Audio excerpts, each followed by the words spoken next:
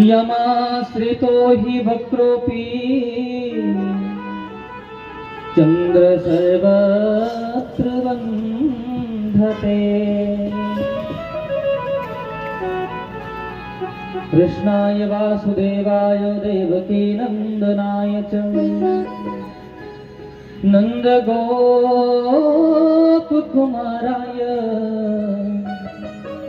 श्रीगोविन्दाय नमो नमः।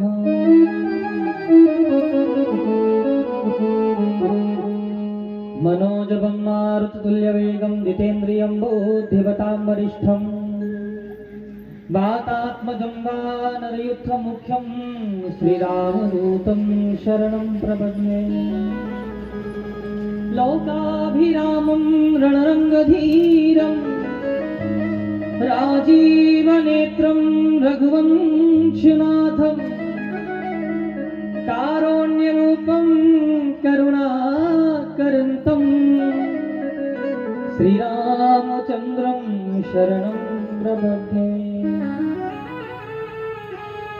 हरे कृष्ण कृष्ण कृष्ण हरे हरे, हरे राम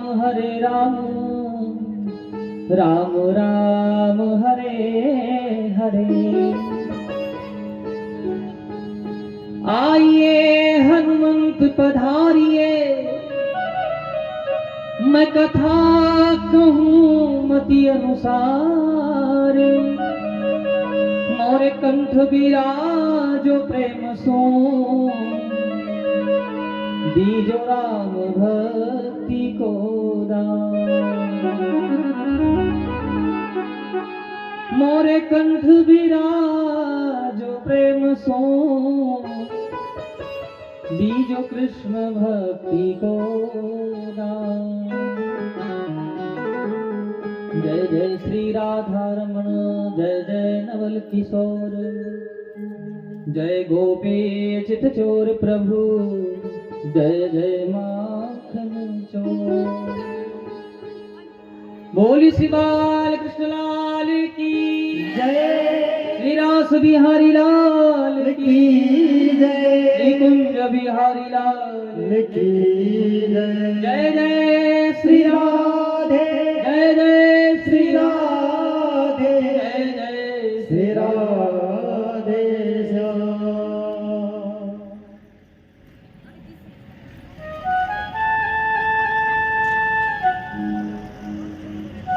परम मंगलमय परात्पर अखिलेश्वर अकारण करुणालय करुणालय के सागर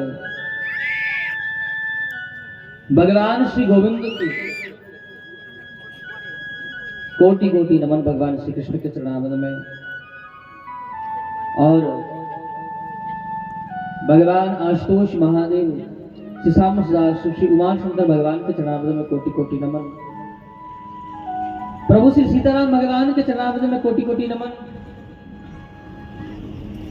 श्री सीताराम भगवान के चरणों की सेवा करने वाले श्री हनुमान जी महाराज के चरणारविंद में कोटि कोटि नमन। पूज्यपाद वंदनीय स्मरणीय श्री सद्गुरुदेव भगवान के चरणारविंद में नमन। मंडपस्थ मंचस्थ विराजमान विप्र देवता ब्राह्मण देवताओं के चरणारविंद में कोटि कोटि नमन। मां शारदा की उपासना करने वाले भक्तवृंद, 7 स्वर और 10 ठाठ को जो कंठ में धारण करके मां सरस्वती मां भगवती की आराधना करने वाले भक्तवृंद हैं, और जितने भी रस रसिक भक्त हैं, गोविंद के परम लाडले भक्त सभी,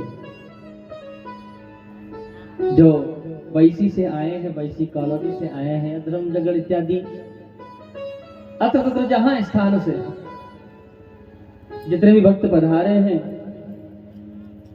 उन सभी प्यारे प्यारे श्रोताओं को जो कथा में प्रेम से कथा को सुनेंगे, जो बीच बीच में बातें करेंगे और जो भगवान हरि नाम संकीर्तन बड़े भाव के साथ में करेंगे, प्रभु का नाम गान करेंगे, उन सभी प्यारे प्यारे भक्तों को कथा के शुभारंभ में हमारा भाव भरा स्नेह भरा जय श्री कृष्ण प्रेम से बोलेंगे, बोलो राधे राधे। आइए बड़े भाव के साथ में भगवान की आज की पुनः पावन लीला प्रारंभ करेंगे। उससे पूर्व भगवान का पुनः नाम गान करके कि हे प्रभु, आपके नाम से हमारी मन और वाणी दोनों ही पवित्र हो जाए गोविंद, ऐसी कृपा बनाए आप हम। और जब मन और वाणी दोनों ही पवित्र हो जाएगी तो बड़े भाव से हम आपकी कथा प्रसंग को श्रवण कर पाएंगे, समझ पाएंगे प्रभु। इसलिए बड़े भाव के साथ में ताली सेवा करके बड़े प्रेम के साथ में गाने का प्रयास करेंगे, बड़े भाव से गाएंगे, सभी गाएंगे। हर श्वास में हो सुमिरन तेरा, यूं बीत जाए जीवन मेरा।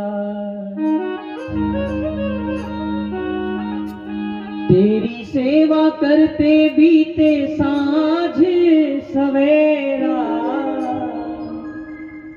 यूं बीत जाए जीवन मेरा। बड़े भाव से गाएंगे सभी। हर श्वास में हो सुमिरन तेरा, हर श्वास में हो सुमिरन तेरा, यूं बीत जाए जीवन मेरा, यूं बीत जाए जीवन मेरा। हर श्वास में हो सुमिरन तेरा, हर श्वास में हो सुमिरन तेरा, यूं बीत जाए जीवन मेरा, यूं बीत जाए जीवन मेरा। वो तेरी पूजा करते बीते सांझ सवेरा, तेरी पूजा करते प्रेम से गाएंगे सभी, बड़े भाव से। तेरी सेवा करते बीते सांझ सवेरा, तेरी सेवा करते बीते सांझ सवेरा, यूं बीत जाए जीवन मेरा, यूं बीत जाए जीवन मेरा। हर श्वास में हो सुमिरन तेरा, हर श्वास में हो सुमिरन तेरा, यूं बीत जाए जीवन मेरा, यूं बीत जाए ऐ प्यारे।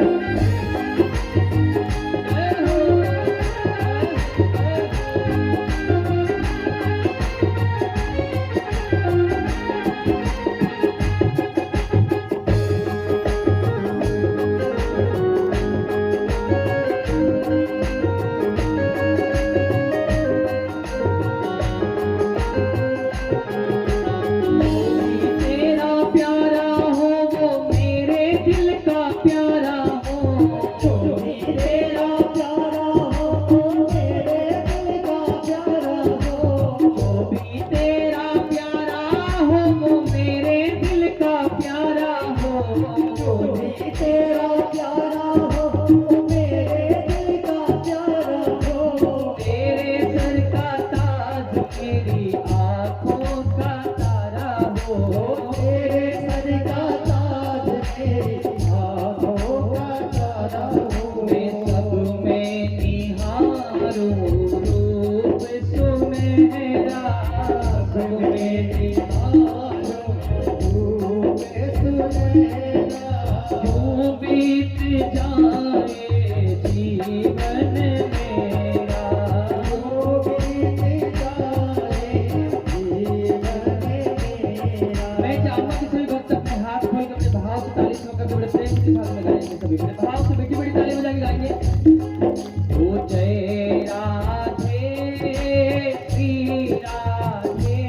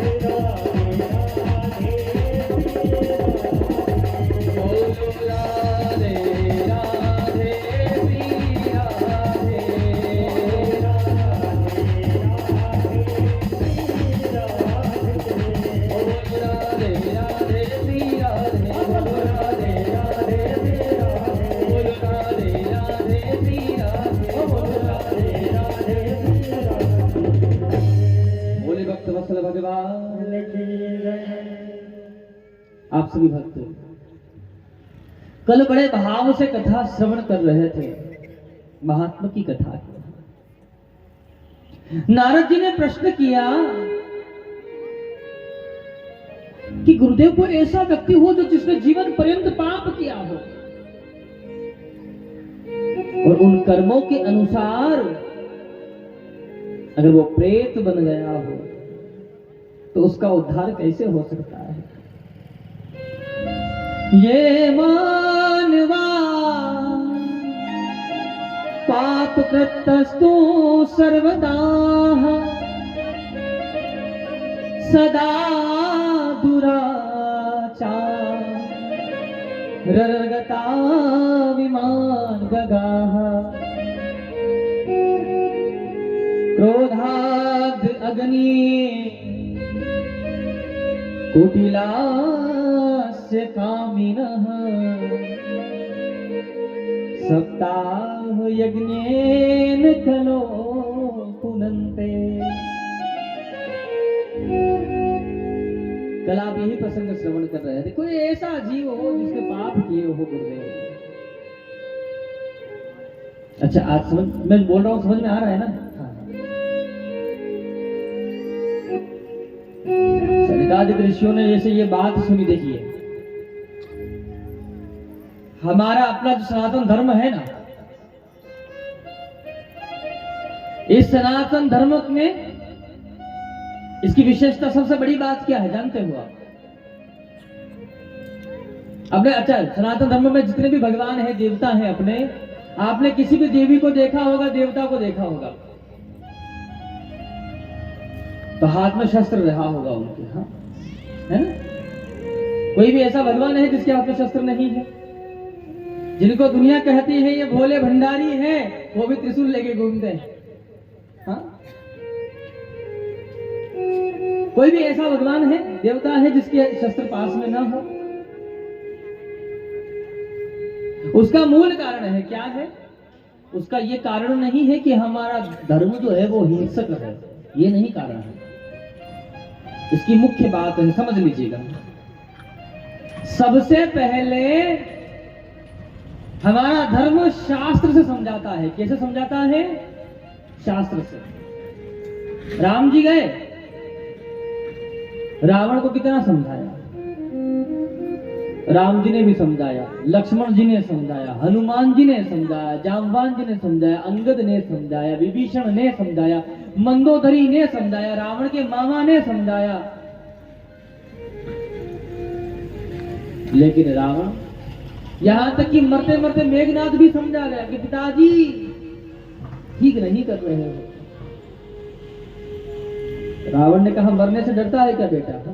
बोले डरता नहीं हूं, रण को छोड़ करके नहीं आया हूं, केवल इतना कहने के लिए आया हूं कि जो आप कर रहे हो ठीक नहीं है। मेरा तो कर्तव्य है कि पिता के आदेश अनुसार चलना है। मैं मृत्यु को प्राप्त हो जाऊं इसका मुझे कोई भय नहीं है, क्योंकि मैं रण में वीर गति को प्राप्त हो रहा हूं। लेकिन मैं कहने के लिए आया हूं कि पुत्र का भी धर्म होता है पिता के प्रति। तो सबसे पहले शास्त्र से समझाया। लेकिन तुलसी बाबा कहते हैं जाको प्रभु दारुण दुख देई वाकी मति पहले हर ले। जिसके दुख का समय आता है भगवान सबसे पहले उसकी बुद्धि का हरण करते हैं। क्यों? कि कभी अच्छा व्यक्ति समझाने चला जाएगा और समझ जाएगा तो हाँ, इसको समझ में नहीं आना चाहिए, चाहे कोई कितना भी कर ले, इसको समझ में नहीं आना चाहिए। क्यों? क्योंकि इसको मैं अब दुख देने वाला हूं। तो सबसे पहले हमारा धर्म किससे समझाता है? शास्त्र से समझाता है। किससे समझाता है? शास्त्र से समझाता है। और जब कोई शास्त्र की नहीं मानता है तो उस शास्त्र में से वो एक डंडा खींच लेते हैं तो वही क्या बन जाता है? शस्त्र बन जाता है। क्या बन जाता है? लिखा हुआ शास्त्र है, उसमें से एक डंडा जो श के पीछे लिखा है शास्त्र है ना, वो जो आ लिखा है, उसको अगर आप निकाल लोगे तो आपके हाथ में तो डंडा बन जाएगा और यहाँ लिखा हुआ क्या हो जाएगा? शस्त्र हो जाएगा। जब तुम शास्त्र से नहीं मानोगे तो अब ऐसे तो मान नहीं जाओगे। तो कदाचित यहाँ पर वर्णन किया है कि महाराज ऐसा व्यक्ति हो तो जीवन पर्यंत पाप किया हो, प्रेत बन गया हो, उसके लिए क्या किया जाए? तो एक ही उपाय है, श्रीमद् भागवत महापुराण का वाचन करो। और कितने दिन? बोले 7 दिन तक वाचन कीजिए। तो व्यास जी कहां से लाए? आप ही कथा सुना दो। ठीक है। चारों भाई सनकादिक ऋषि व्यास आसन पर विराजमान हुए हैं और कथा प्रारंभ हुई है। तो सनकादिक ऋषि वर्णन करते हैं कि महाराज एक इतिहास की कथा हम बताते हैं आपको।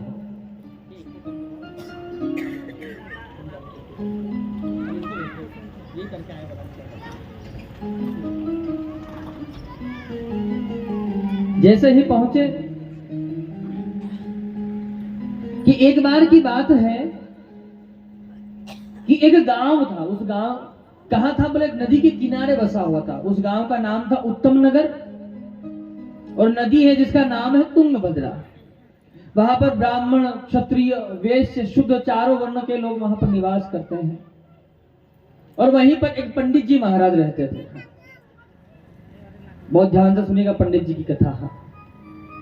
जैसे हमारी ये आदत है, अपनी बात होती तो सर नीचा होता, दूसरे की आदत तो कान भी खड़े हो जाते हैं। सर की तो बात छोड़ो, थोड़ा सावधान होकर के सुनिएगा बात।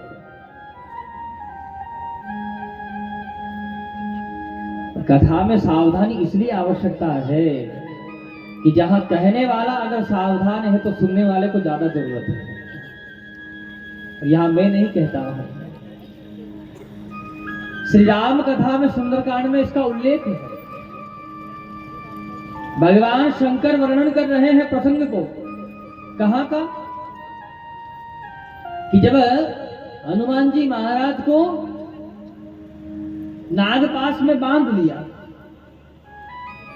रावण के सम्मुख ले जाने के लिए, तो शंकर भगवान कथा सुना रहे थे माता पार्वती को। तो कहते कि देवी, जिसके नाम से लोग बहुबंधन से मुक्त हो जाते वो आज बंधन में बंध गया है। और यहाँ तुलसी बाबा वर्णन करते हैं कि सावधान होकर के भगवान शंकर वर्णन कर रहे हैं इस प्रसंग को। क्यों? क्योंकि जब ज्ञानी बंधन में बंधता है तो वहां कुछ ना कुछ और नई बात होती है।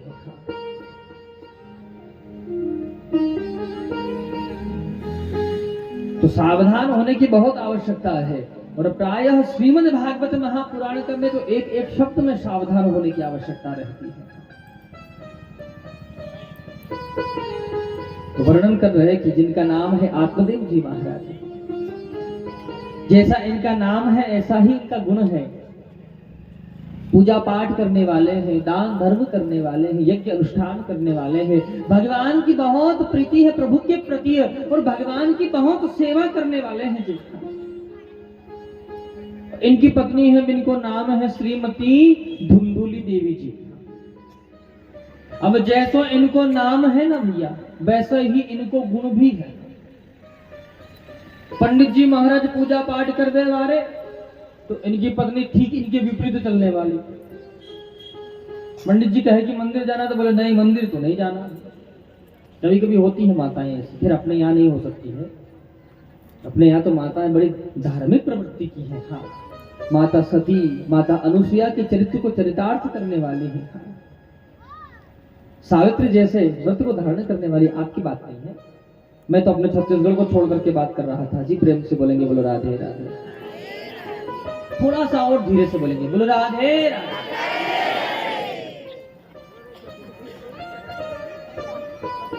अब महाराज संयोग क्या रहा कि आत्मदेव जी महाराज की जो पत्नी है बिल्कुल ठीक विपरीत, कभी पूजा पाठ न करना, कभी सत्य का भाषण न करना है, हमेशा झूठ की प्रवृत्ति थी इनकी।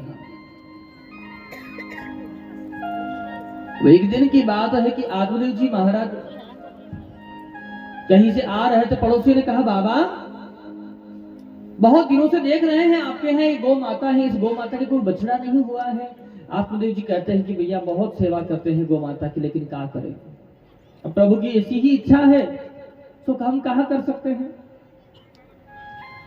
फिर पड़ोसी ने कहा बाबा हम देख रहे हैं बहुत दिनों से आपके ये तुलसी का जो बिरवा है, पौधा है या वृक्ष है तुलसी का, इसमें आप रोज जल भी चढ़ाते हो लेकिन फिर भी सूख जा रहा है। कभी कभी होता है ना, कई बार तुलसी का गमला ला करके हम लोग लगाते हैं लेकिन सूख जाता है। हाँ, हमारे कर्मों के अनुसार ही ये चलते होते हैं सब। कई बार ला करके लगाते हैं यहाँ तहाँ जहां से। फिर आपके यहाँ तो माता तुलसी की बड़ी कृपा है जी। तो वर्णन रहा महाराज की तुलसी महाराज जो देखते हैं कि आप बिरवा ला करके लगाते हो वही भी सूख जाता है। ये तुलसी बिरवा बाग की सींचत ही मुरझाए, हरि भरोसे जो रहे पर्वत पे हरि हो जाए। आपके घर में आपने पौधा लगाया है, चाहे वो किसी भी प्रकार का हो, रोज जल चढ़ा रहे हो, रोज पानी ढाल रहे हो, लेकिन कभी कभी वो भी सूख जाता है। और आपने देखा पहाड़ पर कभी वृक्ष होता है, बड़ी गर्मी में भी वो हरा भरा रहता है, तो उसको जल चढ़ाने कौन जाता है। हाँ? यहाँ तो हम रोज फूलों में भी जल डालते हैं, गमलों में जल डालते हैं, लेकिन सूख जाता है। उसको जल चढ़ाने वाला कोई नहीं, वो परमात्मा के भरोसे खड़ा हो गया है। और जो परमात्मा के भरोसे खड़ा हो जाता है फिर उसे कभी कोई गिरा नहीं पाता है। प्रेम से बोलेंगे बोलो राधे राधे। जो परमात्मा के भरोसे हो जाता है फिर उसे जगत में कोई गिरा नहीं सकता है। आत्मदेव जी से कहा आपके कर्म ही महाराज ऐसे हैं कि ये सब दशा हो रही है आपकी। आत्मदेव जी महाराज को बड़ा दुख हुआ और आत्मदेव जी महाराज घर छोड़ करके वन में चले गए। क्या सोच करके, जहां पड़ोसी ताना मारने लग गए हो, लोग ये कह करके ताना मारते हैं कि महाराज आपका पुत्र नहीं है, इस कर्म की वजह से आप ये फल भोग रहे हो। आत्मदेव जी महाराज वन में चले गए। ऐसे जीवन से तो मर जाना ही अच्छा है जी, लेकिन ज्ञान सन्मुख आ गया है। मरना चाहते हैं लेकिन जो ज्ञान है वो सामने आ गया कि आत्महत्या करना तो महापाप है। देखो भाई, वैसे कहना नहीं चाहिए लेकिन फिर भी कह दे रहा है, कभी घर वाले से झगड़ा हो जाए, कभी घर वालों से झगड़ा हो जाए ना, तो मरने से तो बढ़िया है कि गिरिराज जी की तलहटी में जाकर के भगवान का भजन कर लेना बढ़िया है। या मरने से किसी का कुछ नहीं बिगड़ने वाला है। अच्छा, बाकी जितने भी मरते हैं सब हत्याएं होती हैं, लेकिन खुद अगर अपने आप से मरता है तो उसको क्या कहते हैं, आत्महत्या। भाई उसको ही हत्या क्यों नहीं कहा, उसको आत्महत्या क्यों कहा गया है। इसको आत्महत्या का कारण इसलिए है कि आपने इस आत्मा से एक वादा किया है। क्या किया है, इस शरीर ने इस आत्मा से ये वादा किया है, समझौता किया है, दोनों में एग्रीमेंट साइन है। क्या है, आत्मा कहती है हम तुमको चलाएंगे, तो इसकी प्रति उत्तर में ये शरीर कहता है कि हम तुम्हारे साथ बैठ करके भजन करेंगे। लेकिन ये शरीर जब दुखी हो जाता है तो इस आत्मा का साथ छोड़ देता है, तब ये आत्मा कहती है तुमने हमको धोखा दिया है भाई, अब मैं कहां जाऊं, अब मैं किसको जाके कहूं। भाई आपको दुखी कर रहे हैं वो आपके अपने कर रहे हैं, आत्मा का तो कोई दोष नहीं है कि है। आत्मा तो शरीर पर विश्वास करके चली आई बेचारी। और इस आत्मा सार्थक कब होगी कि जितना अब आप इस शरीर से भजन कर सकते हो। और भजन कितना कर लेना चाहिए इस बात को मैं कल भी बताया आपको। हाँ, उतना ही बहुत है। अरे ईमानदारी से लिया हुआ नाम तो एक बार का भी सार्थक हो जाता है। और बेईमानी से चाहे कितने भी आप दंडोती लगा लो, भगवान को स्वीकार नहीं करता है। भगवान कहते हैं कि निर्मल मन जन सो मोहि पावा। निर्मल मन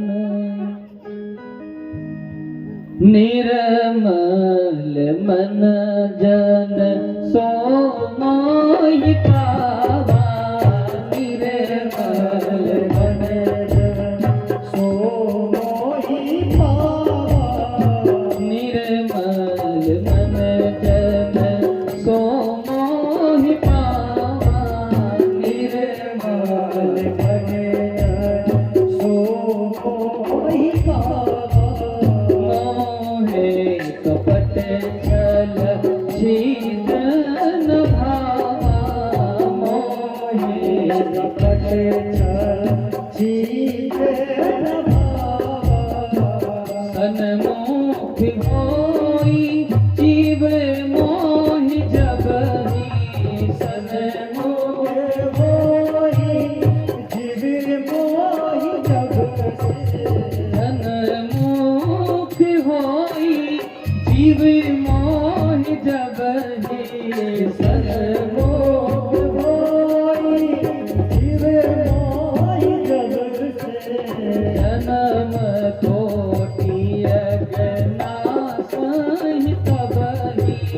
जन्म कोटि अगनासहि तबहि। जन्म कोटि अगनासहि तबहि। जन्म कोटि अगनासहि तबहि। वर्णन करते हैं कि राम कथा का ये वर्णन है। ईमानदारी से अगर आप एक क्षण भी भगवान का नाम लेते हो, एक बार भी नाम लेते हो तो स्वीकार हो जाता है। और बेईमानी से तो, औपचारिकता निभाने से तो कुछ नहीं हासिल है। आत्मदेव जी महाराज वन में गए, आत्महत्या करना चाहते, लेकिन ज्ञान सन्मुख आ गया है कि आत्महत्या करना पाप है। प्रभु की कृपा हुई, प्रेरणा हुई गोविंद की कि एक महात्मा जी के दर्शन हो गए। चरणों में प्रणाम कर लिए। गुरुदेव बड़ी कृपा हुई है, आपके दर्शन भय है। महात्मा जी ने पूछा आत्मदेव जी से कि यहाँ वन में क्या कर रहे हो। बोले आए तो थे मरने के लिए, लेकिन लग रहा है कि अब तर जाएंगे। बोले कैसे। बोले आप जो मिले हो जीवन संवर गया है। आप मिल गए हो गुरुदेव, और जब तक जीवन में गुरु नहीं मिलता है तब तक सब व्यर्थ है। और अच्छा गुरु मिल जाता है तो परमात्मा को मिलने में भी ज्यादा समय नहीं लगता है। अच्छा गुरु अपने भी होते हैं, लेकिन अपन गुरु जी से क्या प्रश्न करते हैं, दुकान कैसी चलेगी गुरु जी। बच्चा सुनता नहीं है गुरु जी, बहू कहना नहीं मानती है गुरु जी। और यहाँ रहा ठीक तो खेती बाड़ी की वजह प्रभु जी बहुत मेहनत करते हैं, लेकिन क्या करें फसल भी ठीक नहीं। अरे महात्मा जी गुरु जी को सब यही याद होता तो फिर वो बिजनेसमैन होते। कथा काहे सुनाते आपको। भाई जिस व्यक्ति को जिसका ज्ञान होगा वो वही करेगा।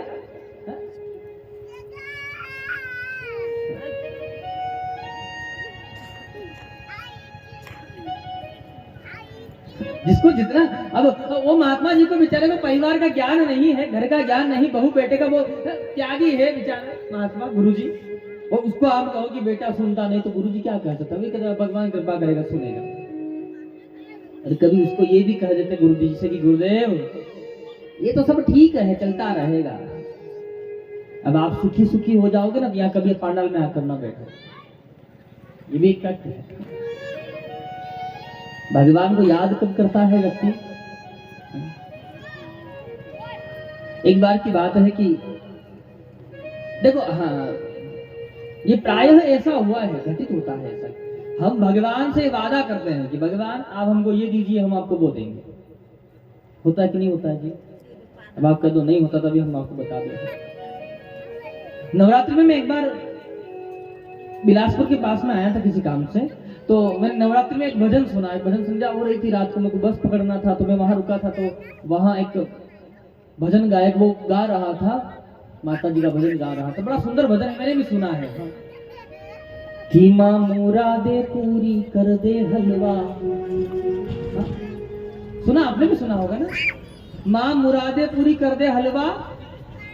थोड़ा जोर से बोलो, हलवा। नहीं पता है क्या? अरे हम बता, नहीं पता तो बताओ ना, हम बताएंगे, पूरी लाइन गा के बताएंगे। नहीं पता, हम सुना देते हैं। और उन्होंने गाया कि माँ मुरादे पूरी कर दे हलवा बांटूंगी।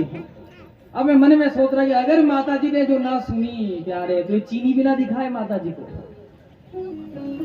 हाँ, अगर उसने माता जी ने अगर नहीं सुनी इसकी, तो ये हलवा की तो बात छोड़ो, माता जी को एक मुट्ठी चीनी ना दिखाएगा।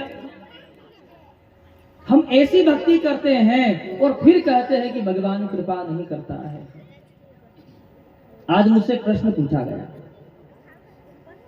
कि गुरुदेव प्रेम का अर्थ क्या है? प्रेम शब्द तो सबने सुना होगा, प्रेम करते भी हैं, करते भी होंगे प्रेम, और करना भी चाहिए। पर दुनिया से जो करते वो दुनिया से ना करें, भगवान से करना चाहिए। प्रेम की परिभाषा में एक शब्द में उत्तर क्या हो सकता है? अच्छा, प्रेम का अर्थ क्या है? प्रेम का अर्थ क्या हो सकता है?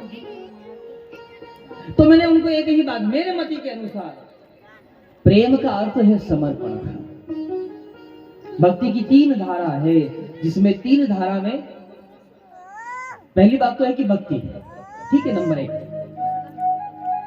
भक्ति के 3 प्रकार है, मनसा वाचा कर्मणा। ये तो उसके प्रकार हो गए। टेंस आप कभी पढ़े हो ना? टेंस तो पढ़े होंगे। टेंस कितने प्रकार के होते? 3 कि 4? मैं तो बहुत पहले पढ़ा था। हाँ, वो ठीक है, तो 3 होते होंगे, 4 होते, जो भी होते हो, अपने को इतना जानकारी नहीं, और मैं तो पढ़ाना भी नहीं चाहता हूँ, क्योंकि मैं खुद नहीं पढ़ा लिखा आदमी हूँ। हाँ, तो टेंस जो होते हैं ना, उसमें एक टेंस के अलग अलग भाग होते हैं, फिर उसके भी अंदर अलग अलग भाग होते हैं ना। हर टेंस के अंदर मतलब उसका एक चैप्टर होता है, फिर उसके अंदर बहुत सारे उसके पार्ट होते हैं। ठीक, इसी प्रकार से भक्ति के 3 धारा, भक्ति के 3 प्रकार है, मनसा वाचा कर्मणा। इन प्रकार से आप भक्ति कर सकते हो, लेकिन इसकी धारा जो है उसमें एक धारा है जिसका नाम है समर्पण। भक्ति कब हो पाएगी?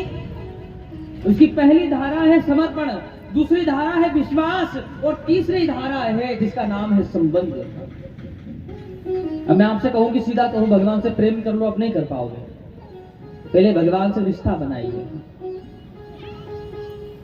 जैसे आप अपने बच्चे से रिश्ता बनाए हो, बच्चे का, उसे बेटा मान करके प्यार करते हो, दुलार करते हो।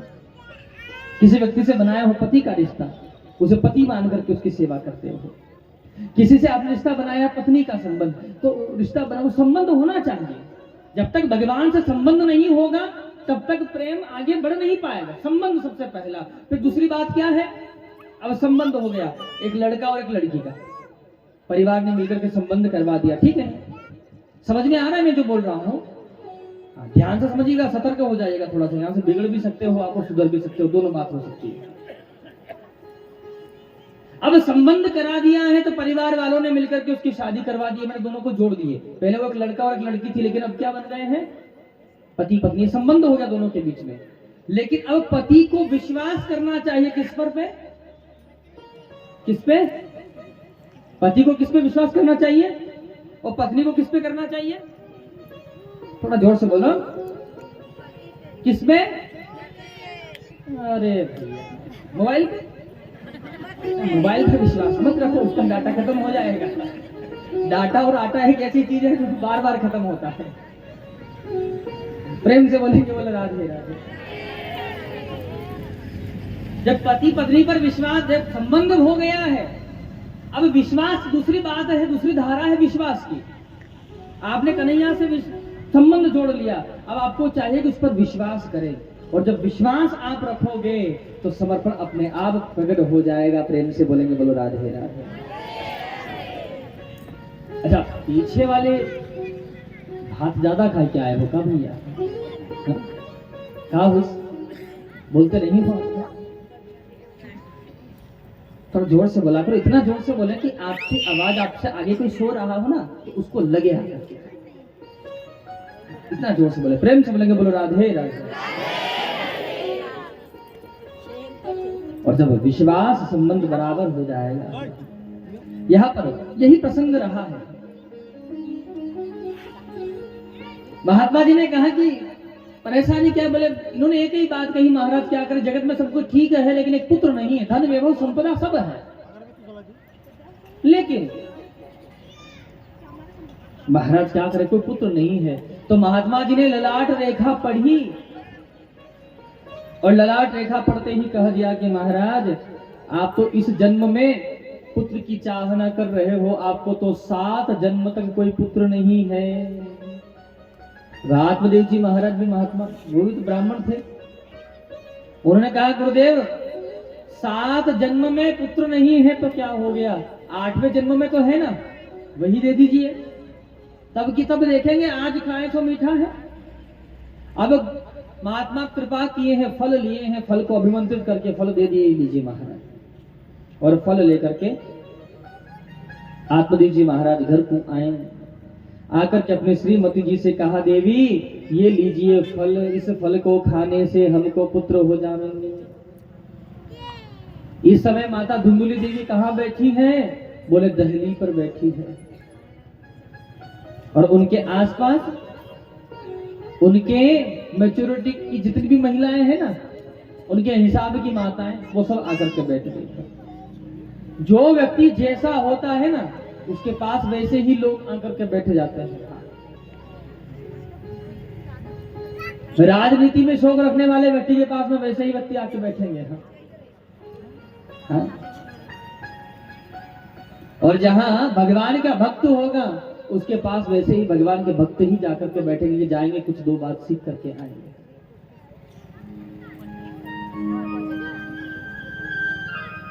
अब वर्णन रहा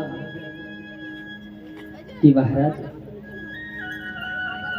आत्मदेव जी महाराज ने फल दिया है, अपनी पत्नी को फल देकर के यहां से प्रस्थान किए। परिणाम स्वरूप धुंधुली देवी उस फल को लेकर के बैठी है, सोच रही कि इस फल का मैं क्या करूं, पता नहीं मेरे पति कहां गए थे, कहां से आए हैं, और पता नहीं किसने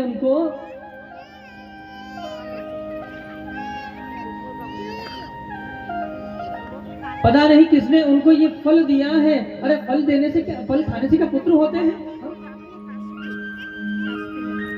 फल खाने से कोई पुत्र थोड़ी होता है। अब माता मन में विचार कर रही है,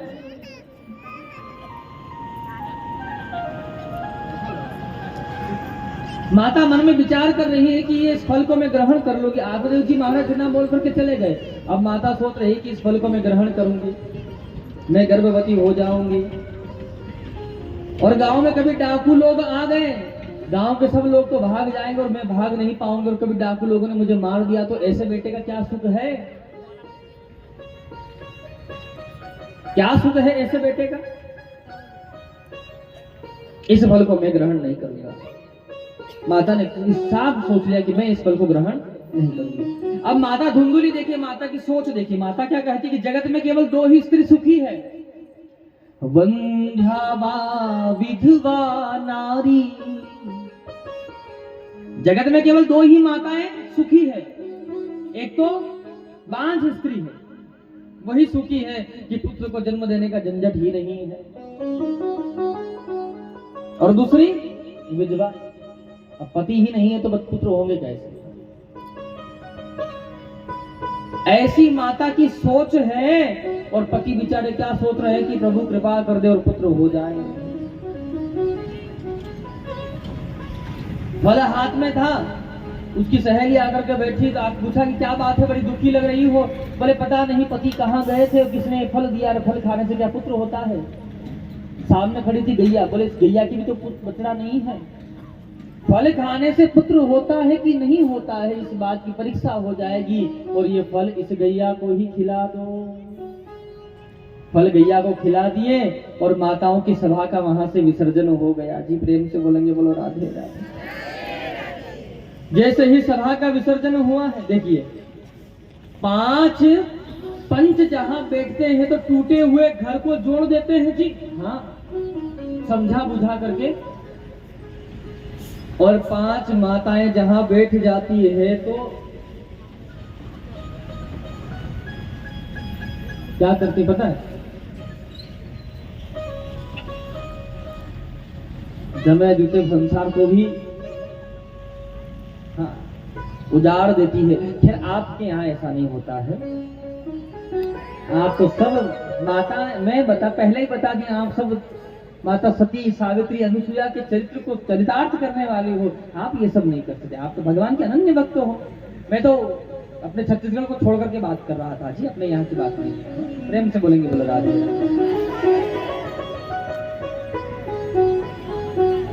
अब प्रसंग रहा भाई, आत्मदेव जी महाराज को पता नहीं चला माताओं का षड्यंत्र क्या रहा है। और आत्मदेव जी महाराज अपने कार्य में व्यस्त हो गए। कुछ समय व्यतीत हुआ है। उसकी सहेली ने कहा कि तुम्हारे पुत्र नहीं है तो हम तुम्हें पुत्र देंगे, उसके बदले में आप हमको धन दे देना। बात वहीं खत्म हो गई। वो सहेली ने चोरी से पुत्र ला करके दे दिया। तब तक पेट पर कपड़ा बांध करके गर्भवती होने का नाटक ये माता करती रही। पेट से कपड़े खोलकर कह दिया कि मुझे पुत्र का जन्म हो गया, क्योंकि सहेली ने पुत्र दिया, उसको धन दे दिए बदले में। आत्मदेव जी महाराज बड़े खुश हुए हैं, प्रसन्न हुए हैं कि प्रभु की कृपा से पुत्र का जन्म हो गया है। आत्मदेव जी महाराज एक दिन पंचांग शुद्धि कर रहे थे नामकरण करने के लिए। तो माता धुंधुली देवी ने कहा कि क्या कर रहे हो? सो आत्मदेव जी कहते हैं कि मैं अपने पुत्र का नामकरण कर रहा हूं जी।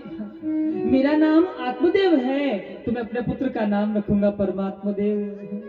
मुझे केवल आत्मा का ज्ञान हुआ है, लेकिन मैं अपने पुत्र को इतना ज्ञानवान बनाऊंगा कि इसे परमात्मा का भी ज्ञान हो जाए। माता धुंधुली देवी ने कहा, अच्छा, बालक को गर्भ में हम रखे हैं, वेदना हम सहे हैं, जन्म हमने दिया और नाम रखोगे अपने नाम से मिलता जुलता? नहीं जी, बालक हमारो है तो नाम अभी हम ही रखेंगे। कहा नाम रखोगी देवी? बोले हमारो नाम धुंधुली है तो हमारे बेटे का नाम रखेंगे धुंधकारी। नाम ऐसा रखें कि जिनका कोई अर्थ होता हो, जिन नाम का कोई अर्थ बनता हो ऐसा नाम रखें। जिन नाम से अनर्थ हो जाए ऐसा नाम कभी फल नहीं देता है। भूतो न भविष्यति कभी नहीं रखना चाहिए और न कभी वो फल दे सकता है। नाम रखा है टिंकू, कितना भी जाप कर लो कुछ नहीं होने वाला है। नाम रखो भगवान के नाम के अनुसार, कि मरते मरते भी अपने नाती पोते को पुकार लोगे ना प्यारे, तो वो भगवान नाती पोता बन करके आ जाएगा। क्या पता कब किस घड़ी हम किसको पुकार रहे हो और प्रभु कब चला आए। इसलिए नामकरण करें तो भगवान के नाम के अनुसार। पहले के समय बच्चों का जन्म होता था तो पंडित जी से जाकर के पूछते थे कि नाम बताओ कोई अच्छा सा। लेकिन अब पंडित जी को नहीं पूछते हैं, अब किसको पूछते हैं? नहीं, मन में मत सोचो, आप बता ही दो, कोई दिक्कत नहीं है। आपने बताया वो बात हम बता देंगे। किसको पूछते हैं? मोबाइल फोन को ही पूछ लिया जाता है। लड़कों का अच्छे से कोई नाम बताओ, लड़कियों के नाम बताओ, और वो ऐसे अंट संट नाम बताता है जिन्हें नाम का कोई अर्थ ही नहीं है। ऐसे नाम हम रखते हैं, हम यूनिक सोचते हैं, लेकिन ध्यान दीजिएगा ये फैशन की दुनिया में गारंटी की इच्छा ना रखें। आप यूनिक ढूंढने के लिए जा रहे हो लेकिन उसकी कोई गारंटी नहीं है। और जिंदगी में बहुत सारी चीजें बिना गारंटी की भी होती है और कुछ चीजें गारंटी वाली भी चाहिए होती है। जब आप फैन लेने के लिए जाते हो तो उससे पूछोगे गारंटी वारंटी कितने साल की, टीवी वाले से पूछोगे, मोबाइल वाले से पूछोगे, पूछते हो कि नहीं पूछते हो? फिर कपड़ा तो आप पकड़ते ही पता कर लेते हो कि चलेगा कि नहीं चलेगा।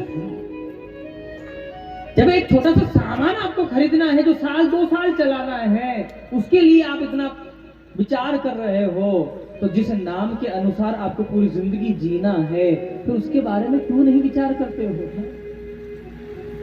थोड़ा सा विचार किया जाए। नाम रखो तो ऐसा जिस नाम का अर्थ हो, जिस नाम से अनर्थ ना हो जाए, उस नाम का अर्थ होना चाहिए, ऐसा नाम रखे अपने बच्चों का। अब नाम रख दिए धुंधुलू ने, नाम रखा धुंधुकारी। अब कुछ समय के पश्चात में उस गैया के भी द्वारा एक पुत्र का जन्म हो गया है, क्योंकि महात्मा की प्रसादी थी, निष्फल हो नहीं पाई, और पुत्र का जन्म हुआ है उस गैया के द्वारा, जिसके कान गौ माता के कान के समान थे और पूरा शरीर मनुष्य का था, इसलिए इनका नाम होता है। बोले श्री गोकर्ण जी महाराज की। आइए बड़े भाव के साथ भगवान का नाम गान करेंगे, उसके पश्चात पुनः आगे की कथा को श्रवण करेंगे।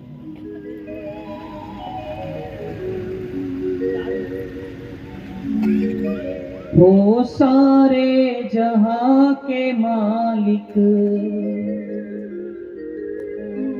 अब तेरा आसरा है,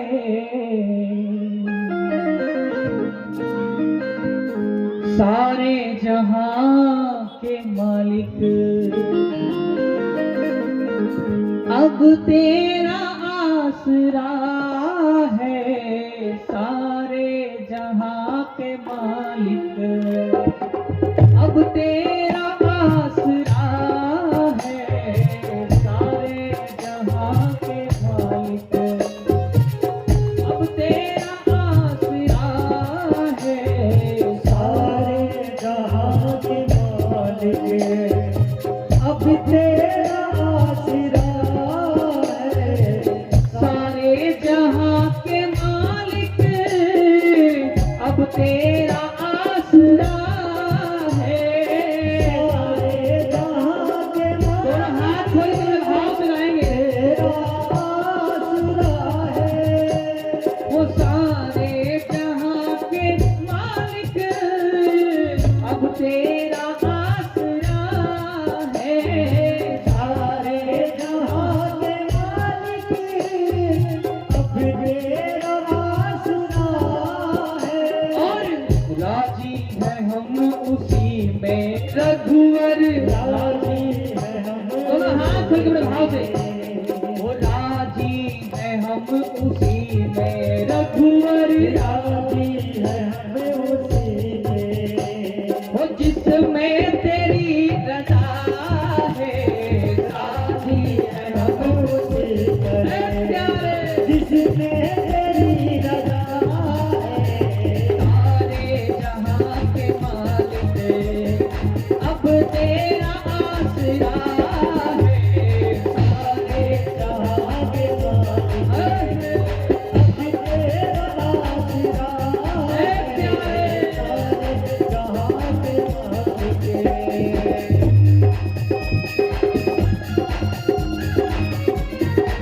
दोनों हाथ खोल के भाव से।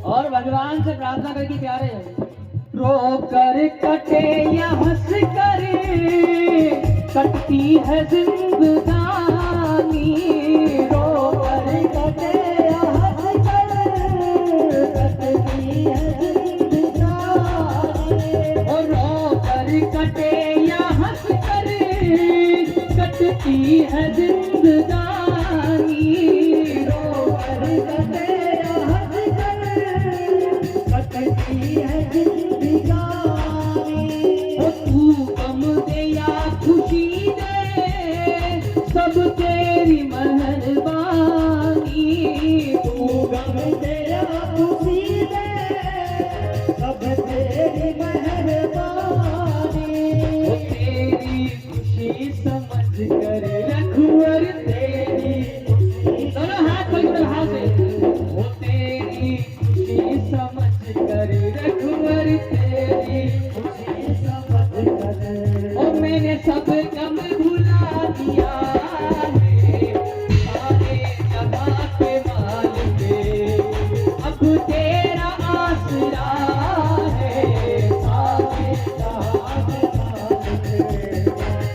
तेरा आसरा है। वो राजी है हम उसी में, गोविंद राजी है हम उसी में हो गोविंद, इसमें तेरी रजा है। सारे जहां के मालिक।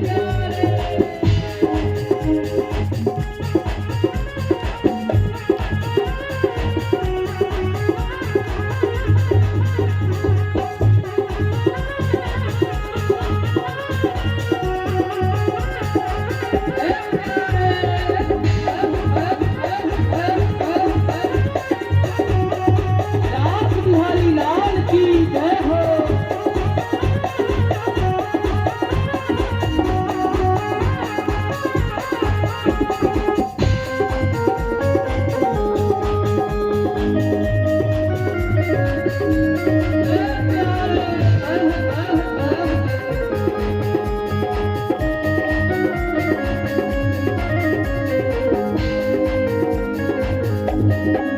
और भगवान से प्रार्थना करेगी प्यारे, ओ हम क्या बताएं तुमको, सब तो तुम्हें खबर है।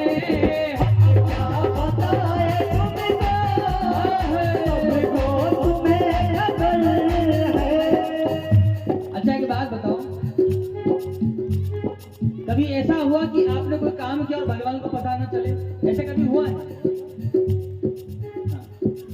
व्यक्ति कितना चालाक है समझिएगा, अपना बाजार से कोई सामान लाता है, 10 की बजाय उसको 20 में बेचे या 10 की बजाय उसको 100 में बेचे, तो कभी नहीं कहता है कि भगवान देख रहा है। और जब कोई उसको ठग लेता है ना, तो फिर क्या कहता है, देखो वो ऊपर बैठ रहा है, वो सबको देख रहा है। कहता कि नहीं कहता जी? और जब अपनी बारी आती तब भगवान आंखें बंद कर लेता है। दूसरे की ठगने की बारी आती है तो कहता है कि भगवान देख रहा है, और अपना किसी को ठगता है तब फिर हो हम क्या बताए तुमको, सब तो तुम्हें खबर है। अब क्या बताए तुमको, सबको तुम्हें खबर है। हर हाल में हमारी तेरी तरफ नजर है। हर हाल में हमारी तेरी तरफ नजर है। हर हाल में हमारी बस तेरी तरफ नजर है। हर हाल में हमारी बस तेरी नजर है। और है प्यारे, किस्मत है वो हमारा रघुवर, किस्मत है वो हमारा, किस्मत है वो हमारा हो रघुवर, किस्मत है वो। दोनों हाथ मिलाएंगे। वो तेरा फैसला है, सारे जहां के मालिक है। अब तेरा आसरा है, सारे जहां के मालिक है। अब तेरा आसरा है प्यारे। सारे जहां के मालिक है। अब तेरा आसरा है, सारे जहां के मालिक है। अब तेरा आसरा है। राजी है हम उसी में, रघुवर राजी है हम उसी में, रघुवर राजी है हम उसी में। जो तेरा फैसला है, सारे जहां के मालिक है। ओ अब तेरा आसरा है, सारे ओ अब तेरा आसरा है, राजी है हम उसी में। बोले श्री भक्त वत्सल भगवान की जय। आत्मदेव जी महाराज को उनका नाम रख दिया है गोकर्ण जी महाराज। अब आत्मदेव जी महाराज सोचे कि हम अपने बच्चों को बड़ा विद्वान बनाएंगे, लेकिन बहुत सावधान हो जाइएगा। आत्मदेव जी महाराज ने बड़ा प्रयास किया है दोनों बच्चों को अच्छा पढ़ाने के लिए, लिखाने के लिए, लेकिन लाख करो चतुराई रे, कर्म का लेख मिटे ना भाई। एक बेल होती है, उसमें जब फल लगता है तो एक तो कड़वा हो जाता है, एक मीठा होता है। हाँ? एक फल लटक रहा तो बच्चे पत्थर से निशाना मार करके उसको फल को फोड़ देते हैं। कभी आप की हो ऐसा? पहले इसमें लौकी है ना, लौकी जब पेड़ पे ही सूख जाती है तो उसका वो बिल्कुल एकदम खाली, एकदम खोखा टाइप रहता है। तो महात्मा लोग पहले उसको ऊपर से काट करके उसको पानी पीने में प्रयोग करते थे, महात्मा लोग करते थे पहले।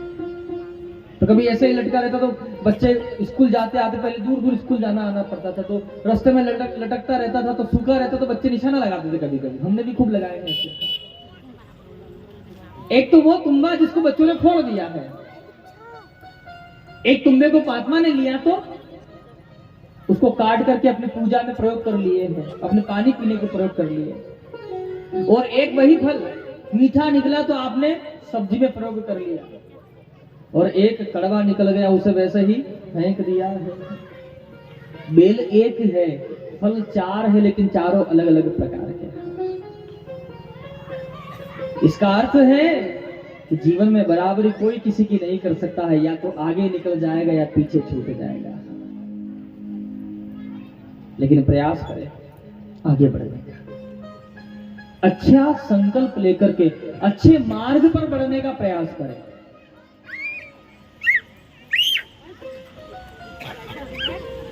अब आत्मदेव जी महाराज ने दोनों बच्चों को बहुत पढ़ाना चाहा, लेकिन गोकर्ण पंडितो ज्ञानी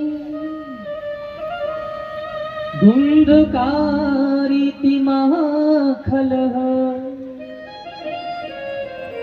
एक को पढ़ाया, पढ़ गया तो महान ज्ञानी हो गया है, विद्वान हो गया, और दूसरे को पढ़ाए तो पढ़ा नहीं। ध्यान दीजिएगा, अब थोड़ा सा समझ लीजिएगा बात को, ये बहुत समझने की बात है कि जो बेटे को माता अत्यधिक प्रेम करती है और पिता की हर डांट से उसको बेटे को बचा लेती है, वो बेटा अक्सर बिगड़ जाया करता है। ये फैक्ट की बात है। पिता जब भी डांटने के लिए आया, माता ने पक्ष ले लिया, वो बेटा हमेशा बिगड़ेगा। और जिस बेटी को माता डांट रही है और पिता पक्ष कर लेता है, वो बेटी बिगड़ जाती है। इसलिए माता को चाहिए या पिता को चाहिए, जब बच्चा छोटी सी भी गलती करे उसे कठोर दंड दीजिए। आज आपकी एक डांट, थोड़ी सी डांट है वो, लेकिन कल आपका बच्चा बहुत अच्छे मार्ग पर जाएगा। लेकिन अब की माताएं क्या करती हैं, बेचारा पिता तो सुबह से बेचारा काम पे चला जावे, सुबह जावे शाम को आवे। अब बालक का जन्म भयो है, अब माता को फुर्सत ही नहीं है बात करने से। फिर आपके यहाँ की बात नहीं है, आपको तो फुर्सत ही फुर्सत है, तो देखो कथा में आके बैठे, भैया आपको फुर्सत नहीं है इधर। प्रेम से बोलेंगे, बोले राधे राधे। अब बात करने से माता को फुर्सत नहीं है, तो अब दूध कौन पिलावे? सो मार्केट से वो शीशी लेकर के आवे, उसको रबड़ की उसको केप लगाए और दूध भर के बच्चे के मुंह में दे दिए, और बच्चा उसी शीशी को लेकर के आराम से बोतल से दूध पीता है। अब धीरे धीरे बड़ा हो गया, अब स्कूल जाने लगा तो छोटा बालक था तो दूध की बोतल हाथ में थी, अब स्कूल जाने लगा तो पानी की बोतल हाथ में आ गई, पीछे बैग, आगे बोतल लटक गई इसके। और थोड़ा सा बड़ा हो गया, थोड़ा समझदार होने लगा है, 20-25 साल का हो गया तो फिर बिस्लरी की बोतल हाथ आई उसके। हाँ, बिस्लरी की बोतल हाथ आ गई। और बड़ा हो गया, पढ़ने के लिए शहर चला गया। तो गांव में नहीं पढ़ाएंगे जी, गांव में इतना स्कूल बढ़िया नहीं है, कहाँ पढ़ाएंगे? रायगढ़ पढ़ाओगे? हमारे भाभी जी हाँ कहते हैं, बताइए रायगढ़ भेजूं कि रायपुर भेज दूं? बोले बढ़िया, तो देखो वही है, या फिर दिल्ली जाना पड़ेगा। कहाँ भेजूं? हाँ चलो रायपुर भेज देते हैं, बाजू में कहा करके भेज के भेज ही तो बढ़िया जगह भेजो, हाँ? जो महीने की छुट्टी में ही आएंगे। अब रायपुर भेज दिए, अब बेचारा पैदा हुआ तो दूध की बोतल थी, बड़ा हुआ तो पानी की बोतल, फिर और बड़ा हुआ तो बिस्लरी की बोतल हाथ आई। अब वहां गया, 2-4 दोस्त मिल गए, तुम्हारा फिर बोतल ही चेंज हो गई। चुप चुपा के वो दूसरी बोतल पीने लगा। और एक दिन जब वो घर लौट करके आया तो महाराज कहीं गिरा पड़ा, बोले अरे तुम्हारा बेटा वहां पड़ा है। वे जाके उठा के लाए तो शरीर से दुर्गंध आ रही है, पता चला कि शराब पीने लगा। अब घर लेकर के आए, अब ऐसे ही लाना पड़ता है। हाँ वो पीता अकेला है लेकिन लाना 2 लोगों को जाके पड़ता है उसको। अब घर लेकर के आए, फिर पता चला, गुरुजी से कहो गुरुजी क्या करे, बेटा तो शराब पीने लगा। तो गुरुजी क्या करे भाई उसमें, हाँ? बालपन से ही आपने उसको आदत ही ऐसी डाली है कि बोतल छूटी नहीं बेचारे को। अब शराब पीने लगा, फेफड़े खराब हो गए तो डॉक्टर के पास गए तो डॉक्टर भी ना माना, बोले इसके तब बोतल लगेगी। फिर उसने देखा कि ये पी नहीं सकता तो चढ़ा दो, ब्लड में चढ़ाओ इसके। बोले पी नहीं सकता है, फेफड़े खराब हो गए, ज्यादा लीवर वीवर काम नहीं कर रहा तो इसको बोतल चढ़ेगी। बोले चढ़ाओ, कैसे भी करो, कुछ भी करो, इतना धन तो यहाँ नाश हुआ। अब डॉक्टर के पास तो बचा कुचा, खैर अब मैं अवहेलना नहीं कर रहा हूँ क्योंकि डॉक्टर साहब वो तो नाराज मत हो जाना भाई, वो तो बचाने का पूरा प्रयास, लेकिन वो भी ना माना। उन्होंने बोतल पी नहीं सकता तो इसके हाथ में ही लगाओ, लेके सुई लगाए अंदर, चलो बोतल ही उतार दो इसको। मैंने बीमार हो गया तो दवाई की बोतल है। अब बाल्यपन से जन्म हुआ तब से उसको बोतल ने पीछा ना छोड़ा, मर गया तब भी बोतल ही साथ रही उसके। तो कदाचित अपने बच्चों को अच्छा संस्कार दे, प्यार करें। मैं ये नहीं कहता प्यार ना करे, प्यार करिए, कितना करिए कि जितना आप कर सकते हो, लेकिन संस्कार भी दीजिए उसके साथ में इतना कि जितना आप दे सकते हो। प्रेम से बोलेंगे बोलो राधे राधे। हमारी संस्कृति ना बिगड़ जाए, हमारे आचरण ना बिगड़ जाए, और आचरण बिगड़ जाएगा तो संस्कृति बिगड़ जाएगी। आत्मदेव जी महाराज, गोकर्ण जी महाराज महान ज्ञानी हुए लेकिन धुंधकारी महान दुष्ट प्रवृत्ति का हो गया है। आत्मदेव जी महाराज बड़े दुखी हैं। आज फिर आत्मदेव जी महाराज बड़े उदास बैठे हैं। तो गोकर्ण जी ने जाकर के पूछा, पिताजी आप उदास क्यों हो, आपके दुख का कारण क्या है? तो गोकर्ण जी के पूछने पर आत्मदेव जी कहते कि बेटा मैं उदास पहले भी था। कब? जब आपका जन्म नहीं हुआ था, और उदास में आज भी हूँ, लेकिन बस तब फर्क ये था कि पुत्र का जन्म नहीं हुआ है। और आज दुखी इसलिए हूँ कि हे विधाता तूने ऐसा बेटा क्यों दिया है। सुख कहीं पर भी नहीं है। अभी आप कथा सुन रहे थे, आत्मदेव जी इसलिए दुखी है कि बेटा नहीं है, और अब फिर कहते हैं कि मैं दुखी इसलिए हूं कि ये भगवान तूने ऐसा बेटा क्यों दिया है। पहले ना होने का दुख था और अब होने का दुख है। दुनिया में आप कहीं पर भी सुख को ढूंढ लीजिए, कहीं सुख मिलने वाला नहीं है। एक बार की बात है कि नारद जी महाराज मन में विचार किया उन्होंने कि मैं देखूंगा कि दुनिया में, जगत में सुखी लोग कितने हैं।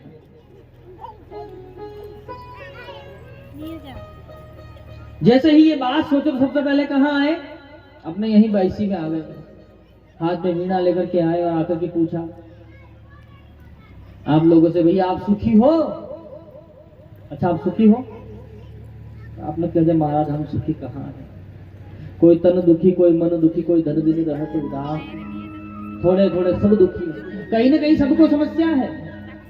कोई धन से दुखी है तो कोई शरीर से भी दुखी है। धन बहुत है, शरीर बीमार है, उठ नहीं सकता है, चल नहीं सकता है, बोल नहीं सकता, तो क्या अर्थ उस धन का? दुखी तो तब भी है ना। तो बोले बहुत दुखी है महाराज। बोले अच्छा।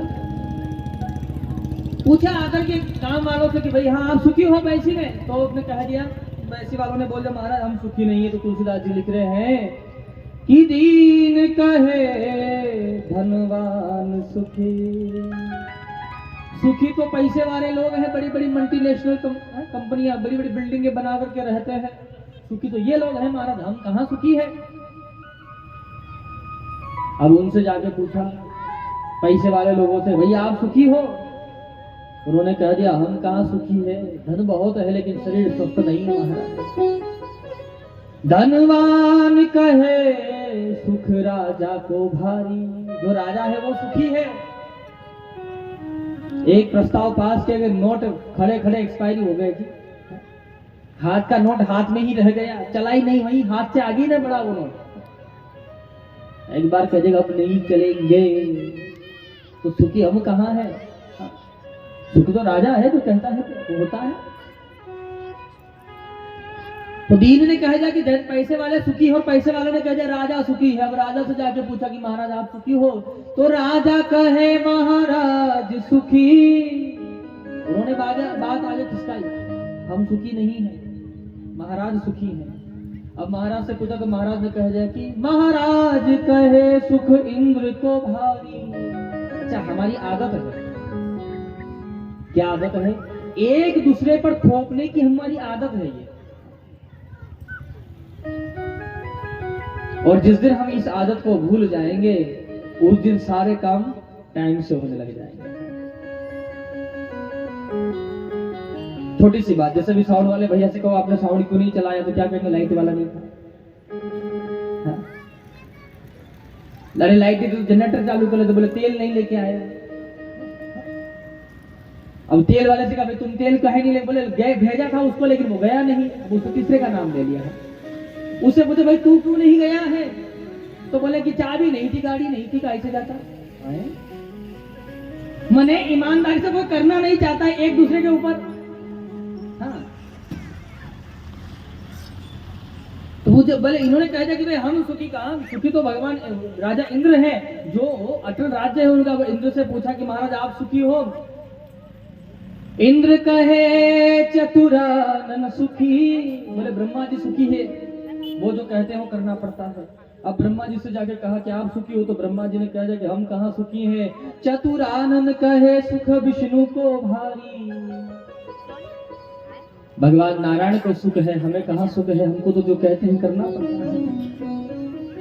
अच्छा, अब सब चले गए भगवान नारायण के पास में। भगवान नारायण से हाथ जोड़ करके बोले प्रभु आप सुखी हो? तो भगवान ने क्या कह दिया, अहम भक्त पराधीन, मैं भी सुखी नहीं हूं। क्यों?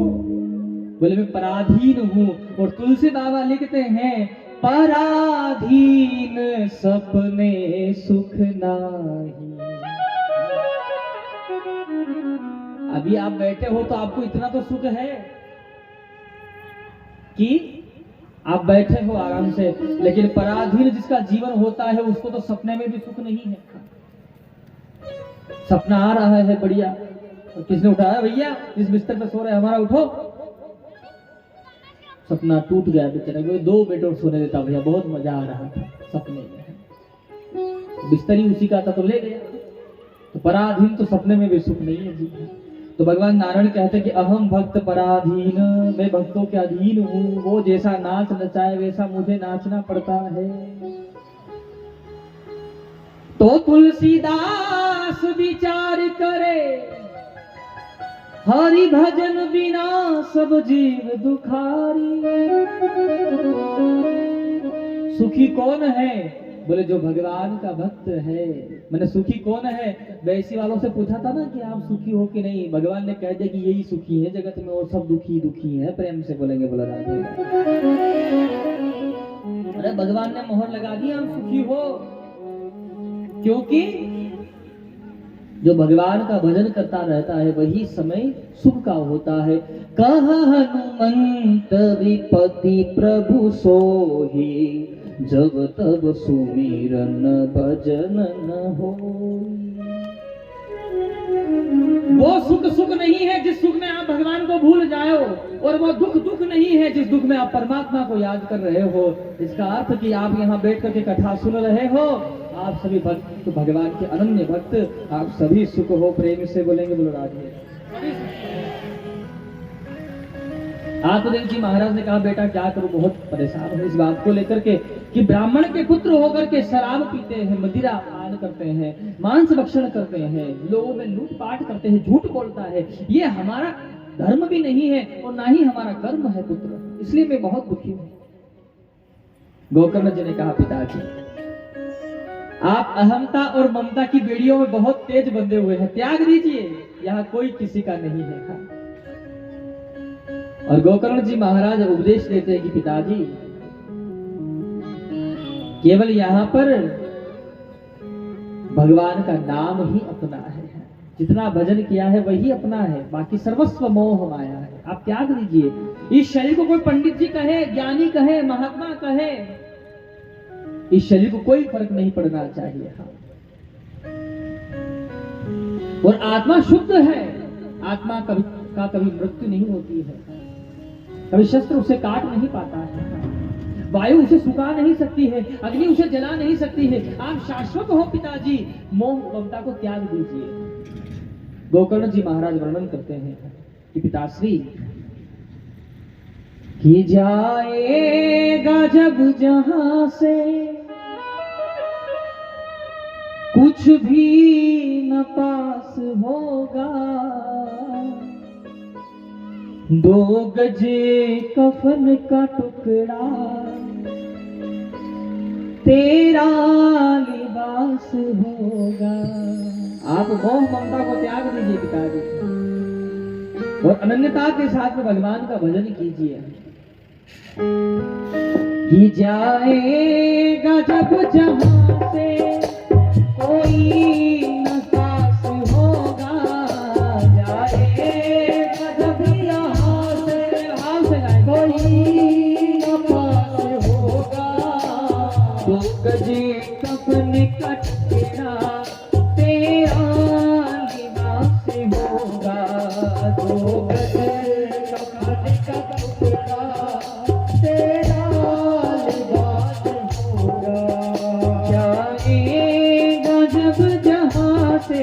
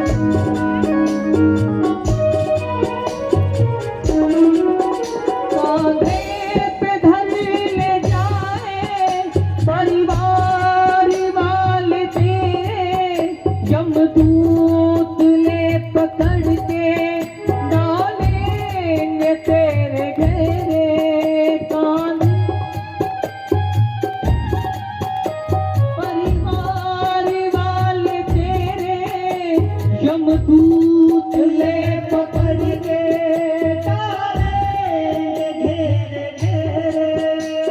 भेजेगा छाती अपनी, भेजेगा छाती अपनी, उनका उदास होगा, 2 गजे कफन का टुकड़ा तेरा लिबास होगा। जाएगा जब जहां से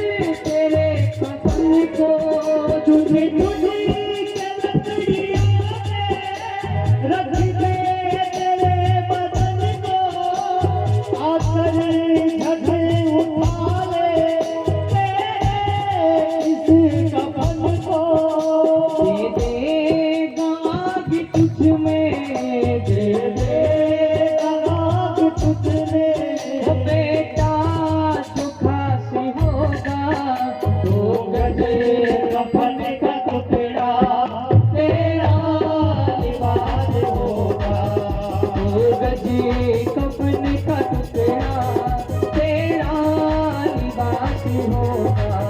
दो गजे कफन का टुकड़ा तेरा लिबास होगा।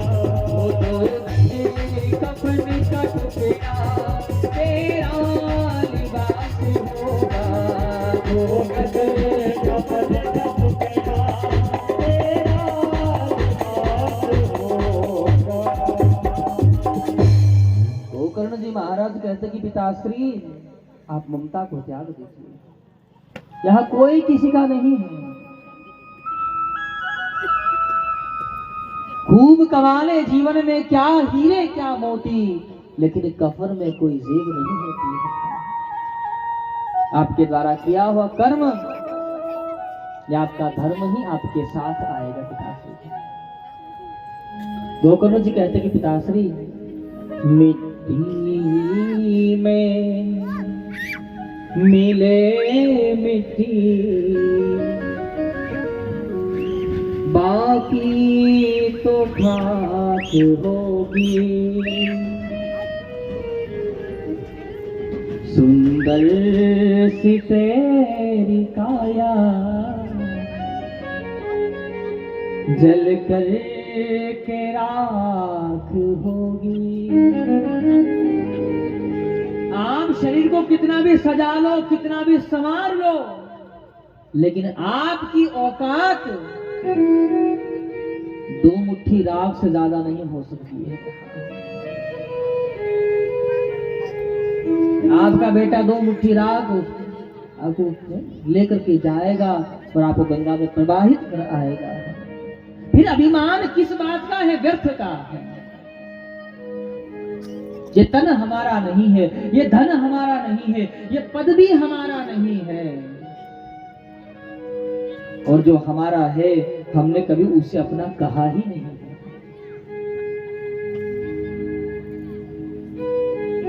गोकर्ण जी कहते हैं कि पिताश्री इस ममता को त्याग दीजिए और भगवान का भजन कीजिए। कि चल रे हंसा अमरलोक को, यहाँ नहीं कोई तेरा रे। जग वालों का हुआ सवेरा, जग वालों का हुआ अंधेरा, अपना हुआ सवेरा रे। पिता को पुत्र ने ज्ञान दिया है और पिता वन के लिए प्रस्थान कर गया। गोकर्ण जी ने सोचा कि घर में पिताजी नहीं है तो हम रह करके क्या करेंगे, ये भी वन के लिए चले गए। अब वन में जा गोकर्ण जी तीर्थ यात्रा के लिए गए हैं। अब चलते चलते एक दिन गया जी में पहुंचे हैं। वहां गांव का एक व्यक्ति मिला, पूछा भैया गांव में हमारी माता और हमारे भैया थे, उनका क्या हालचाल है? तो उस व्यक्ति ने कह दिया महाराज आपके भाई आपकी माता को मारने के लिए दौड़े। बोले क्यों? बोले आपके भाई ने अपनी माता से कहा माता जीवन भर जो आपने धन कमाया है वो धन कहाँ है, वो धन दीजिए हमको। अब महाराज माता के पास धन नहीं था, जलती हुई लकड़ी से माता को मारने के लिए दौड़ा धुंधकारी। अब माता अपने प्राण बचाए तो जाए कहाँ? एक कुएं में जाकर के गिर गई, सो प्राणांत हो गई। ध्यान दीजिएगा, यही माता बार बार टोकती थी आत्मदेव जी को कि काहे बच्चे के पीछे पड़े रहते हो, काहे बच्चे के, बच्चा छोटा है समझ जाएगा, बच्चा छोटा है समझ जाएगा। आज वही माता को मारने के लिए दौड़ा है। कोई भी पिता अपने बच्चों को व्यर्थ में ही नहीं मारता पीटता है। वो पिता कहीं उसका अवगुण देखता होगा तभी तो उसे डराता है, धमकाता है। कोई भी पिता अपने बच्चों का कभी अनहित नहीं सोचता है, हमेशा हर पिता अपने बच्चों का हित ही सोचता है, लेकिन समझने क्या फेर है सब। गोकर्ण जी ने पूछा कि भाई का क्या हाल चाल? बोले भैया कुछ समय के बाद में आपके भाई 5 गणिकाओं के साथ रहने लगे। अब रोज धन कहां से लाए तो चोरी करना चालू कर दिए। अब एक दिन की बात है, एक सेठ जी के वहां चोरी करके आए आपके भैया, और गणिकाओं ने कहा किया, आपके भैया के हाथ पांव खाट पे बांध दिए और गले में फंदा डाल करके जैसे ही खींचा तो चीखने लगा, चिल्लाने लगा, तो गर्म जलते हुए अंगार उसके मुंह में डाल दिए, और फांसी लगाकर उसको मार दिए। आपके भाई प्राणांत हो गए। वहीं पर गड्ढा खोदे आपके घर में, आपके भैया को वहीं गाड़ करके सारा धन आपस में बटोर करके सब गणिकाएं चली गई। महाराज भाई की ऐसी दुर्गति सुने बहुत दुख हुआ हृदय में। गया जी में जाकर के श्राद्ध किए हैं, पिंडदान किए हैं, और एक दिन की बात है कि जैसे ही गोकर्ण जी महाराज अपने नगर में आए हैं, बहुत समय के बाद आ रहे थे, जो मकान था वो खंडर बन गया था। जैसे ही वहां पर अपना आसन लगा करके बैठे और भगवान का भजन करने लगे हैं, तो कभी हवा के रूप में आता है, कभी महिष के रूप में आता है, कभी श्वान के रूप में आता है। ये धुंधकारी कई प्रकार की वहां पर आवाजें करता है। गोकर्ण जी ने पूछा, भैया आप कौन हो? जब ये बोल नहीं पाया है, कमंडल से जल लिया और जल का प्रोक्षण किया है, तो इसने बोलना प्रारंभ किया, भैया अहम भ्राता त्वदीयोऽस्मिन् धुंधकारीति नामत स्वकीयेनेव दोषेण ब्रह्मत्वं नाशति मया।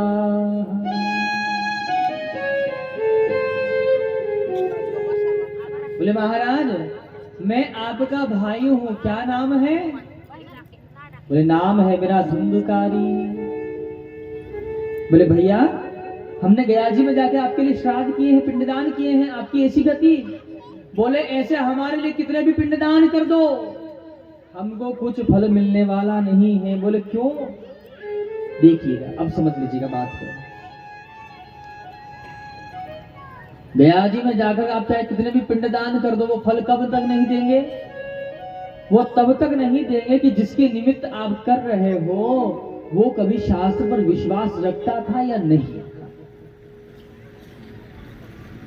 ये भी नहीं समझोगे तो दूसरा उदाहरण देता हूं। दूध उसी पात्र में सुरक्षित रह सकता है कि जो पात्र साफ होगा। अब जहां पात्र ही गंदा है, अब उसमें आप दूध डाल दोगे तो क्या दूध रुकेगा उसमें? खराब हो जाएगा। मने भगवान के शास्त्र भी जब ही फल देता है कि जब कर्म भी तभी फल देते हैं, पिंडदान गयाजी इत्यादि के कर्म भी तब फल देते हैं कि जब हमने कभी उन शास्त्रों पर विश्वास रखा हो। हमने कभी शास्त्र की बात सुनी नहीं है, हमने कभी शास्त्र की बात पर विश्वास किया नहीं, और हम सोचे कि हमको फल मिल जाए, ऐसा हो नहीं सकता है। इसलिए सततः जीव को शास्त्र कहता है कि आप काम करने से आपको कोई मनाही नहीं है, हाँ, खूब काम करिए, लेकिन हाथ से काम करिए। मुंह तो फ्री है ना। मुंह किस लिए दिया भगवान ने? अच्छा सोचिए, भगवान ने आंख कितनी दी है? कितनी दी आंख भगवान ने? 2। अच्छा एक आंख होती उससे भी देख लेते कि नहीं दिखता है? एक आंख होती उससे भी देख सकते थे, लेकिन भगवान ने 2 आंख क्यों दी? कि एक आंख से तो जगत को देखना और दूसरी आंख से मेरा दीदार करना। अच्छा कान भगवान ने कितने दिए हैं? सुन तो आप एक से भी सकते हो, भगवान ने क्यों दिए 2? कि एक कान से जगत की बातें सुनना, एक कान से मेरी कथाएं सुनते रहना। भगवान ने हाथ 2 दिए हैं, पांव 2 दिए हैं। अच्छा नासिका ये कितनी है? 1 की 2? नासिका में भी चित्र 2 होते हैं। हाँ, हाँ। मैंने भगवान ने सब चीज 2 दी है, लेकिन मुख कितने दिए हैं? 1। क्यों? बस इसलिए दिया है। किस लिए दिया है? मुख किस लिए दिया भगवान ने? बातें करने के लिए, घर वालों से लड़ाई करने के लिए, और जिससे झगड़ा बढ़िया सा हो जाए उसको 2-4 गालियां देने के लिए। अच्छा, कुछ कुछ लोग तो ऐसे गालियां भी अच्छे लेवल की देते हैं जी कि सामने वाला शर्म के मारे मर जाए। हाँ? भगवान ने मुख दिया किस लिए दिया है? अरे हलवा खाने के लिए, मिठाई खाने के लिए, पूड़ियां खाने के लिए, अच्छे अच्छे पकवान खाने के लिए तो मुख दिया है। हाँ? अच्छा, मुख भगवान ने खाने पीने के लिए दिया कि नहीं दिया? ये तो बता दो। हाँ? अच्छा, आप अपने मुंह से करते क्या होता है ये बता दो। चलो हाँ, हम तो आपकी सुन लेंगे। हैं? क्या करते हो? हाँ, खाते पीते मस्त रहते हैं। भगवान ने मुख दिया है इस शरीर को पालन करने के लिए, और इस मुख के अंदर एक जिह्वा दी है भगवान ने। मुख से खूब खाओ पियो, लेकिन जीवान से क्या करना है? जिह्वा से क्या करना है? कि राम नाम सुखदाई, भजन करो भाई, ये जीवन 100 दिन का। महाराज अभी क्या भजन करवा रहे हो? ये जीवन 2 दिन का नहीं, कितने दिन का है? 100 दिन का जीवन है। जीवन 100 दिन का नहीं है जी, केवल 2 ही दिन का है, आज और कल। अब तो कल भी बहुत बड़ी बात कह रहा हूं, पता नहीं अब क्या होगा। इसलिए जीव को चाहिए कि सततः इस जिह्वा से वो भगवान, पांव चलने का काम कर रहे हैं, हाथ काम कर रहे हैं, पांव चल रहे हैं, आंखें देख रही है, कान सुन रहे हैं, लेकिन मुंह तो अभी चुप है ना भाई। मुंह तो चुप है, इसका कोई काम नहीं है, तो इसका यही काम कर लीजिए कि बैठे बैठे राम राम राम राम राम राम राम उसका स्मरण करते रहे, उसका चिंतन करता रहे। प्रसंग रहा भैया, बोले तो भैया हम बड़े दुखी हैं भैया, हमारे लिए कुछ उपाय कीजिए। तो बोले प्रातः कुछ ना कुछ उपाय करेंगे।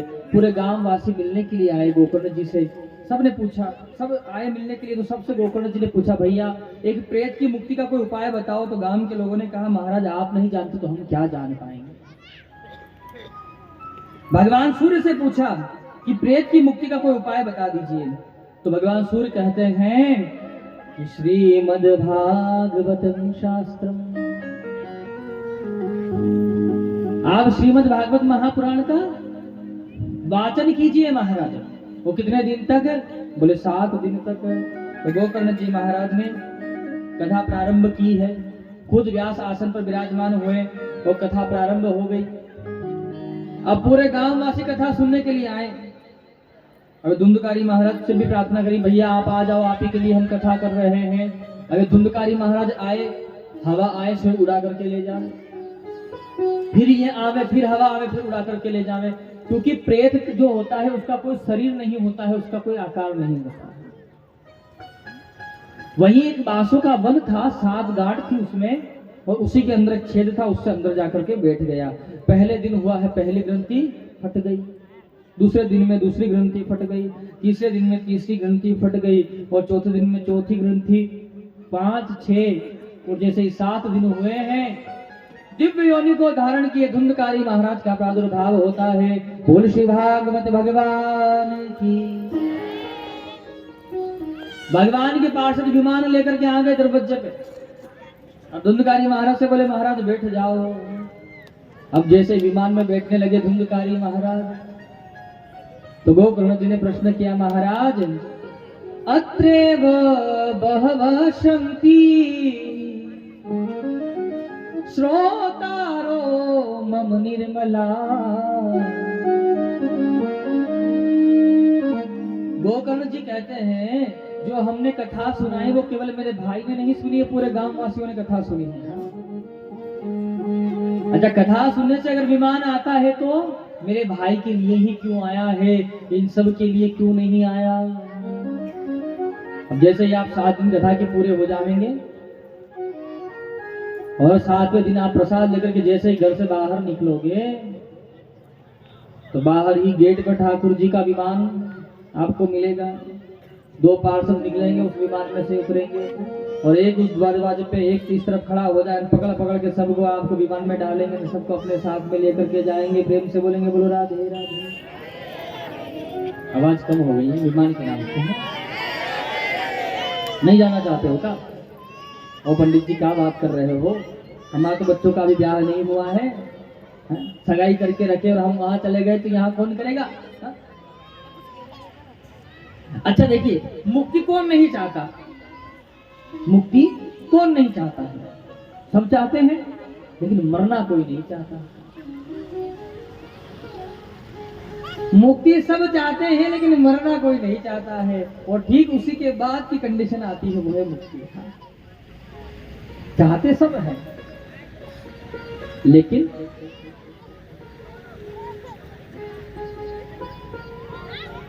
भगवान के पार्षदों ने कहा कि महाराज सबने कथा सुनी, इसमें कोई संदेह नहीं है, लेकिन सबके अपने अपने अलग अलग भाव हैं।